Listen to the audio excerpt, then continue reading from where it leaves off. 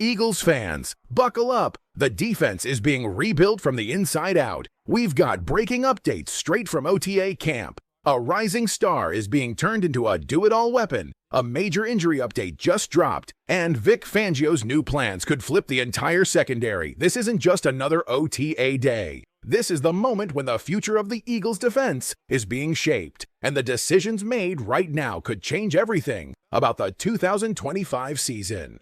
The Philadelphia Eagles just dropped a series of surprise updates at OTAs, and these are not the kind of updates you ignore. We're talking about big-time shifts that could completely change how this defense looks in 2025. And leading the charge is second-year star Cooper DeJean, who's no longer just playing one position, he's playing three. That's right, Cooper isn't just working in his usual nickel corner spot. He's also been spotted taking snaps at outside cornerback in the base defense. But here's the twist. Eagles defensive coordinator Vic Fangio just confirmed that Cooper is now getting real work at the safety position too. Let that sink in. We're watching the birth of a Swiss Army knife defender, a player with the skills to dominate at nickel, lock down the outside, and fly around as a safety. Vic Fangio made it clear. Cooper has the talent, the instincts, and the physicality to thrive in all three roles. And they don't just want him in the mix, they want him on the field every single snap. That's a big deal. The moment the Eagles drafted DeJean, fans and analysts debated where he would fit best.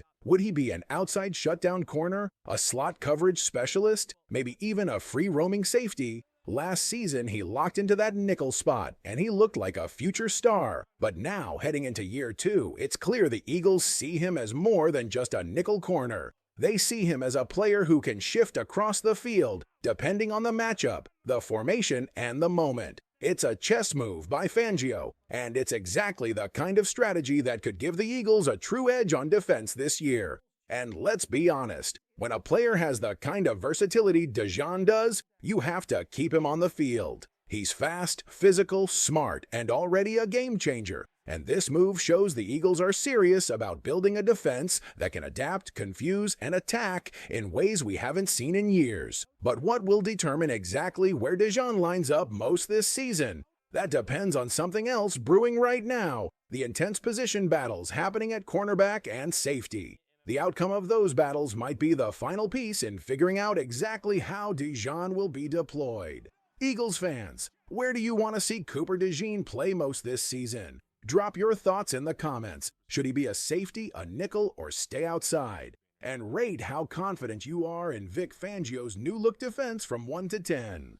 Now let's talk about the real reason Cooper DeJean might end up playing different spots on the field, because this Eagles secondary is in the middle of some fierce, wide-open battles. And Vic Fangio made it clear where DeJean lands depends on one thing: who steps up and who doesn't. The Eagles want their best 5 defensive backs on the field, no matter what. That means if someone underperforms, whether at safety or outside corner, that's the spot where Cooper might jump in and take over. Simple as that. So let's get into it. Tuesday's practice gave us some huge updates, especially at the safety position. First, Reed Blankenship was back on the field, and as expected, he slotted right back in with the starters. No surprises there. But the real headline? Sidney Brown was getting most of the first-team reps next to Reed, not rookie Andrew Mukuba. Now, don't get it twisted. Mukuba did get a fair amount of snaps with the first team, so this is very much still a battle. But if we're being honest, it seems like Sidney Brown has the early edge. And that makes sense, right?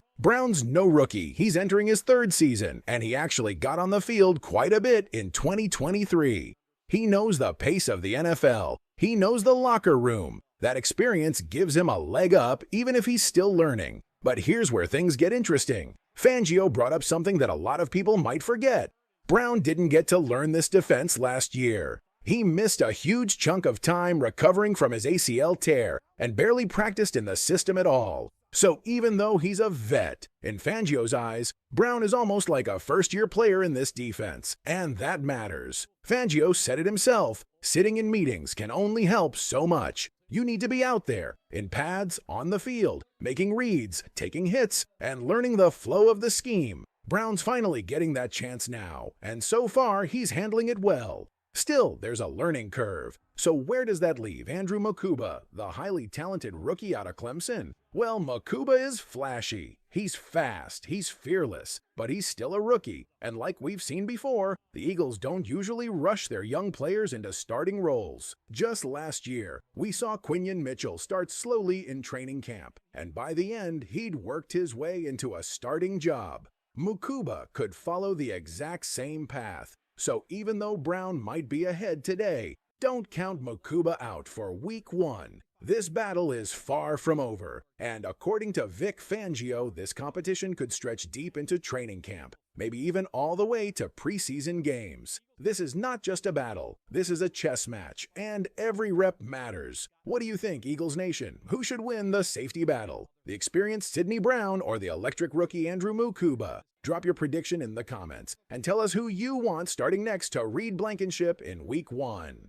The battle for the Eagles' starting safety spot? Yeah, this war is far from over. Vic Fangio made one thing very clear. This isn't a decision that's going to be made today, or even tomorrow. It's going to take all of training camp and maybe even a few preseason games to see who really rises to the top. But here's something interesting. Fangio mentioned Tristan McCollum as part of that battle too. Now, honestly, that came as a surprise. Not because McCollum isn't talented, he's got speed and range, but because all signs have pointed to this being a two-man race between Sidney Brown and Andrew Mukuba. Still, Fangio tossing his name into the conversation? That means McCollum's not just a camp body, he's fighting, he's being watched, and that keeps the pressure high. That said, most fans, and even analysts, agree this battle likely comes down to Sidney Brown's experience versus Mukuba's raw explosiveness. Both guys have a real shot. Both are hungry, and that's what makes this position battle so exciting. But while the safety battle is heating up, it's not the only one. Let's move over to the cornerback spot opposite rookie standout Quinyon Mitchell. Because that spot, it just got shaken up. Last week, Adoree Jackson was getting the first-team reps, but this time, it was Kelee Ringo stepping up with the starters. And for those of us who've been watching Ringo closely, this is exactly what we hope to see. The coaches clearly want to see if Ringo is ready to be the guy. And honestly, he might be. I mean, he was always a favorite to take this job. He's big, he's fast, and when he's locked in, he looks like a legit starting cornerback in the NFL. And here's the thing that should fire up every Eagles fan. Ringo's mindset is different this year. He's not just relying on talent anymore. He's working on every little part of his game. His technique, his footwork, his leverage, and his playbook knowledge. And when you listen to him talk, you can tell the game is starting to slow down for him. And that's huge for a cornerback. Ringo even admitted it. When he first got into the league, he relied a lot on pure ability, but now he's learning that's not enough. He's mastering the small things, like controlling his weight, transitioning smoothly out of breaks, and reading offenses before the snap. That's how great corners are made. And let's not forget, one of the knocks on Ringo coming out of college was that he sometimes looked stiff. Well now, he's working on that too. He's putting in real work to be more fluid, more explosive, and more consistent in coverage. That's how you take the leap from raw talent to reliable starter. And let's be honest here, if Ringo keeps trending like this, he could absolutely run away with the starting job. Eagles fans, it's time to make your voice heard. Who wins the cornerback battle? The experienced Adoree Jackson or the rising star Kelee Ringo? Drop your pick in the comments and tell us who you trust more opposite Quinyon Mitchell in Week 1. Now look, we've always known Kelee Ringo had the tools. He's big, he's fast, and he's built like a machine. That size-speed combo at cornerback, it's rare. You don't just find that every day. But talent on its own doesn't win starting jobs in the NFL. You've got to refine your game. You've got to be disciplined, technical, and locked in. And that's exactly what Ringo is working on. If he keeps improving like this, the sky's the limit. He could become a true star on this defense. And you know who agrees with that? Adoree Jackson, the guy he's battling for that very same starting job. Jackson had some glowing words about the young corner. What stands out about Kelee is he's a freak of nature. Think about that. This is a vet, a guy who's seen it all, calling Ringo a freak. He talked about how impressive Ringo's measurables are, his height, his speed, his fluid movement for a guy his size. Even joked that he didn't realize Ringo was from the West Coast, thought he was another Georgia guy. But what really matters is that these two share a locker, and Jackson is watching Ringo work up close every day. That speaks volumes. So yeah, this battle at corner is real, but Kaylee Ringo, he's coming for that job, and with the way he's trending, he might just grab it and never let go. Now let's shift gears and talk about some of the other big position battles at Eagles OTAs. First up, right guard, and yep, just like last week, it was Tyler Steen who got the first team reps. No surprises there. This feels like his job to lose at this point. The coaching staff clearly trusts him, and unless something wild happens, expect Steen to line up as the starter when the season kicks off. Then there's the linebacker situation. Still no Nakobe Dean. Still no Jed Campbell. And so, once again, the duo in the middle was Jeremiah Trotter Jr. and Zach Bond. Now that's not a shocker, especially with Dean still recovering and Campbell sidelined. But here's what is important. Vic Fangio confirmed something on Tuesday that fans had quietly feared. Nakobe Dean is not going to be back for a long time. Yeah, it's not breaking news, but hearing the defensive coordinator say it out loud makes it very real. Dean's status for the start of the season, very questionable. And as for Jed Campbell, the Eagles' first-round rookie, well, we finally got the first real update on him, and it wasn't exactly what fans were hoping to hear. Campbell, who's been out with a shoulder injury since being drafted, hasn't participated in any of rookie minicamp or OTAs, and until now, we had no idea when he might return. But Fangio revealed it. He won't hit the practice field until sometime in August. That means we're not going to see Campbell on the field, in full speed, full contact action, until mid-training camp at best. That's a huge delay. Now, on the one hand, that's fine. Nobody wants to rush him back and risk a setback, but the concern here is obvious. How much time is he losing? How far behind might he be once the season starts? Fangio said they're doing all they can. Campbell's sitting in meetings. He's doing individual drills. He's working with coaches one-on-one. That's great, but nothing replaces real live reps. And let's not forget, we saw this same story play out just last year with Cooper DeJean. He missed a big chunk of training camp with a hamstring injury and didn't get into the starting lineup until week 6. So even if Nakobe Dean isn't ready for week 1, don't assume Jed Campbell will be starting either. He may simply not be ready yet. Birds fans, we've got some serious decisions ahead on defense. Is Kelly Ringo about to lock down that cornerback spot? And who do you trust at linebacker if Nakobe Dean and Jed Campbell aren't ready? Drop your predictions in the comments. Let's talk about it. Now let's be real. When it comes to rookie linebacker Jed Campbell, we just don't know how this is going to play out. He's already missed so much time, and it's hard to imagine him being ready to start week 1. That's why a guy like Jeremiah Trotter Jr. might have the inside track. He's healthy, he's grinding through every rep, and he's getting all the exposure Campbell is missing right now.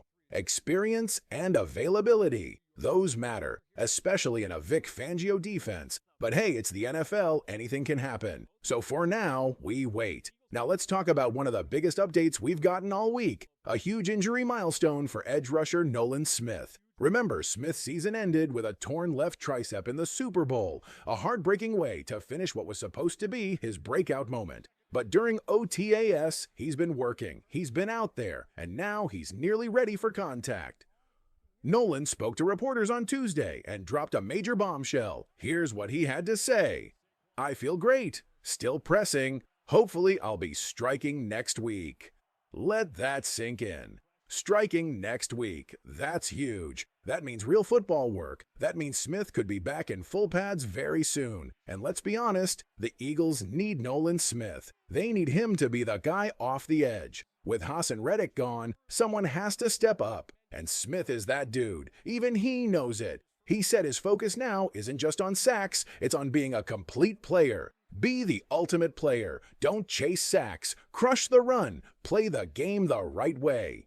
That's what Vic Fangio wants. That's what the defense needs. And it sounds like Nolan Smith is ready to take that next leap, physically, mentally, and emotionally. But let's not forget the guy under center, Jalen Hurts. Because while everyone's been talking defense, Hurts has been putting on a clinic. In Tuesday's practice, he went 15 for 17, no turnovers, and dropped a gorgeous 30-plus yard bomb to Dallas Goedert down the sideline. A perfect throw in tight coverage, absolute dime. And if you're keeping score, here's what Jalen has done in OTAs so far.